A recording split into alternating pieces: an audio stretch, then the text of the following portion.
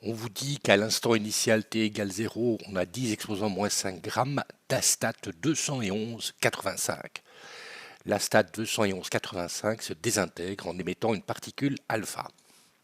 Après 1 heure, on a recueilli 2,6 10 exposant 15 particules alpha.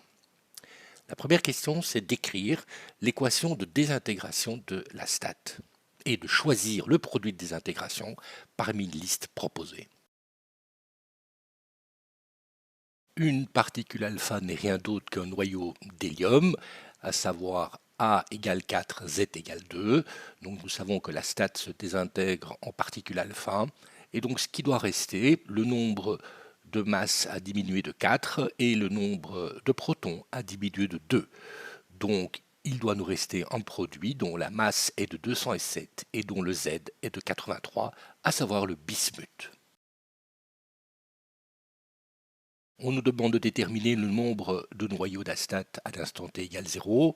C'est assez simple puisqu'on connaît la masse, 10 exposant moins 5 grammes. La masse molaire est de 211 grammes, le nombre d'Avogadro est de 6 10 23. On trouve donc 2,84 10 exposant 16 particules à l'instant t égale 0.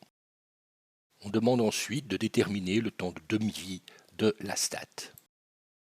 On sait qu'après 1 heure, on a recueilli 2,6 10 exposant 15 particules alpha. C'est donc dû à la désintégration de la stat.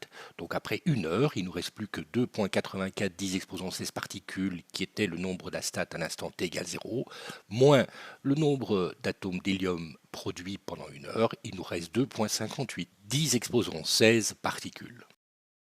Le nombre de particules à un instant t est relié au nombre de particules à l'instant 0 à travers la loi exponentielle décroissante.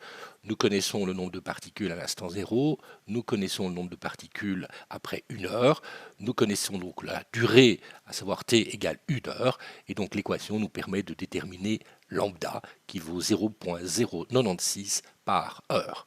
Ce qui nous permet ensuite de déterminer le temps de demi-vie, puisque par définition, le temps de demi-vie est le logarithme de 2 divisé par lambda, et on trouve à ce moment-là 7,2 heures.